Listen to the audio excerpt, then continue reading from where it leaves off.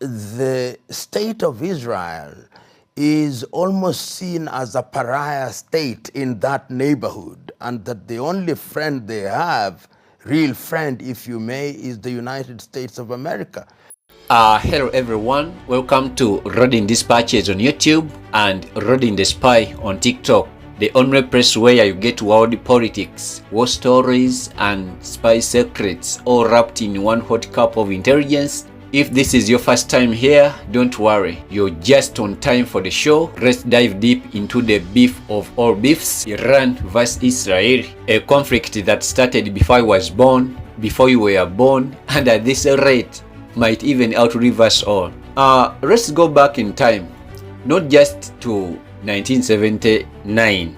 No. Way before that. Picture it. 1948, Israel is created. Boom. Overnight, a teeny country is born in the middle of a very Arab neighborhood. Kind of like setting up a pork joint in the middle of a mosque.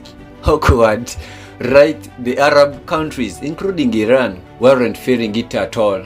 But guess what? Iran was actually one of the first Muslim countries to recognize Israel in 1950. I know, shocking.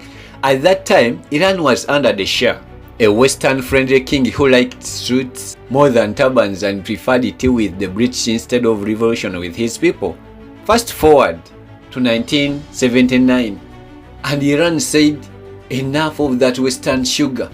The people rose, kicked out the Shah, and brought in Ayatollah Ruhollah Khomeini, a revolutionary cleric who didn't even want to shake hands with the West, let alone hug Israel. From that moment, Iran switched teams completely.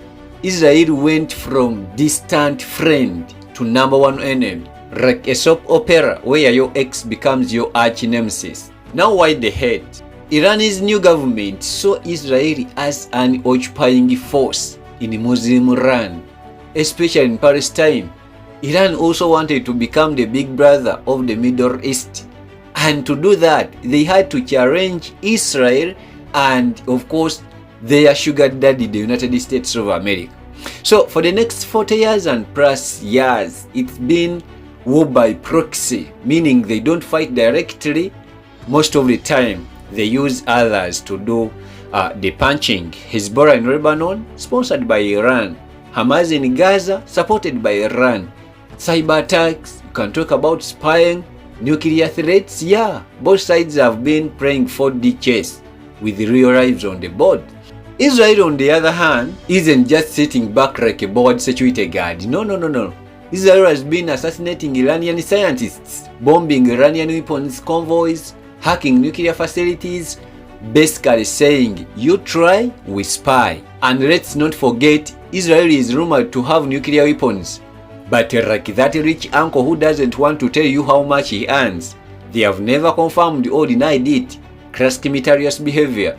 So meanwhile, Iran has been trying to enrich uranium like it's sugar for tea, saying it's for peaceful energy. But the world is like, bro, that energy is growing. Now let's come to the recent hit. 2025 has been like watching season 10 of a war series with no commercial breaks. Everything exploded. Literally after Israel's war in Gaza, Iran was furious about the killing of Palestinians and decided it's time to stop backing and actually throw a punch. And guess what? In April 2024 and recently June 13th, 2025, Iran did something it had never done before. It launched hundreds of drones and missiles directly at Israel. That was like your neighbor who is always sending threats through WhatsApp, finally walking over and slapping you in the face at your gate. So game on. Israel responded like horror my humus and launched retaliatory strikes deep into Iranian territory, including military bases and nuclear facilities. It was the first time in history these two heavyweights directly exchanged blows like Mayweather and Tyson, but with missiles instead of boxing gloves. And just when we thought they were going to bring the world to World War III, the United States, Russia, China, and the United Nations jumped in screaming, guys, ceasefire, please, ceasefire. We can't afford another war right now. Fuel prices are already killing us. So where we are now, as of this week here, in 2025, there is a contemporary ceasefire. But let's be honest, it's like putting a wet towel on a volcano. The fire is still under there.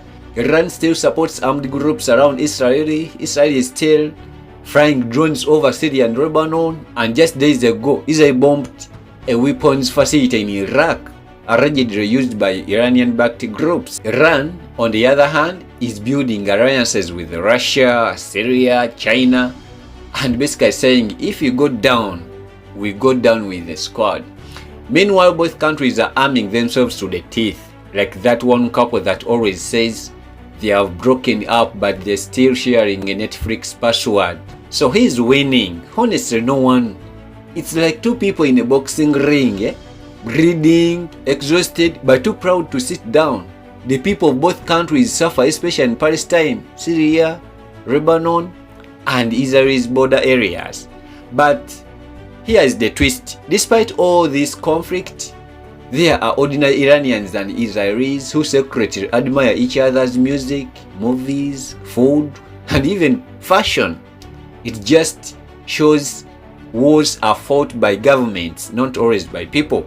So as we wrap up, remember this: the Iran-Israel conflict isn't just about land or religion. It's a battle of ideology, power and survival, and who gets to control the story of the Middle East. Thanks for listening to this deep dive into the world's most stubborn rivalry. You've been watching Rodin Dispatches on YouTube and Rodin the Spy on TikTok. If you enjoyed this, hit that like button like it's a drone strike. Subscribe for more, because this is the channel where global conflicts becomes personal, understandable, and just a little funny too. See you in the next one. Don't forget, stay safe, stay sharp, stay Rodin. Have a good night.